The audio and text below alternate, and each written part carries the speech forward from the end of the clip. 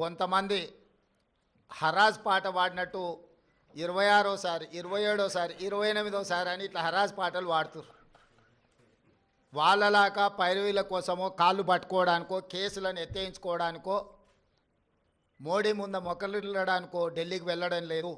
కేంద్ర ప్రభుత్వాన్ని అవసరమైతే నిలదీసైనా రాష్ట్ర ప్రభుత్వానికి రావాల్సిన నిధులు అనుమతులను తెచ్చుకోవడానికే మేము ఢిల్లీ పర్యటన చేస్తున్నాము.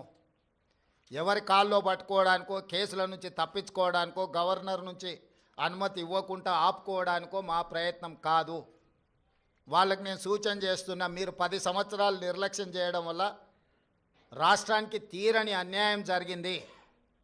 కేంద్ర ప్రభుత్వాన్ని ప్రశ్నించాల్సిన మీరు కేంద్ర ప్రభుత్వంతో అంటగాగి మనకు బయ్యారం ఉక్కు కర్మాగారం కావచ్చు, కాజీపేట రైల్వే కోచ్ ఫ్యాక్టరీ కావచ్చు, IIITలు కావచ్చు, లేకపోతే గిరిజన యూనివర్సిటీ కూడా 10 సంవత్సరాలు ఆలస్యం కావచ్చు, ఎన్టీపీసీ ద్వారా ప్రారంభించాల్సిన 4000 మెగావాట్ల విద్యుత్ అంశం కావచ్చు, బ్యాక్వర్డ్ డిస్ట్రిక్ట్స్ డెవలప్మెంట్ ఫండ్స్ కావచ్చు, బీఆర్జీఎఫ్, ఇట్లాంటివి కూడా చాలా విషయాలలో తెలంగాణ రాష్ట్రానికి 10 సంవత్సరాలలో వేల కోట్ల నష్టం జరిగింది.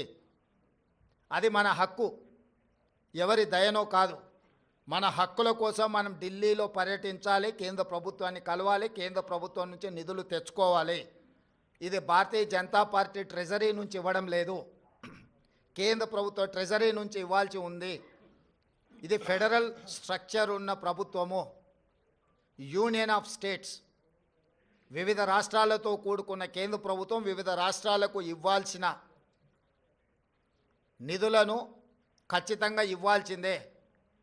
రాజకీయ పక్షపాత వైఖరితోనే నిర్లక్ష్యం వహించిన లేకపోతే అన్యాయం చేసినా ప్రస్తావించడానికి పర్యటన చేయాలి. మన అంశాలను వాళ్ళ దృష్టికి తీసుకెళ్లకుండా రాష్ట్రానికి నిధులు వస్తాయనో అనుమతులు వస్తాయనో ఫామ్ హౌస్లో పండుకుంటే రాష్ట్ర ప్రజలకు ప్రయోజనం ఉండదు. అందుకే ఎన్నిసార్లైనా వెళ్తాము ఢిల్లీకి, తప్పకుండా ఢిల్లీ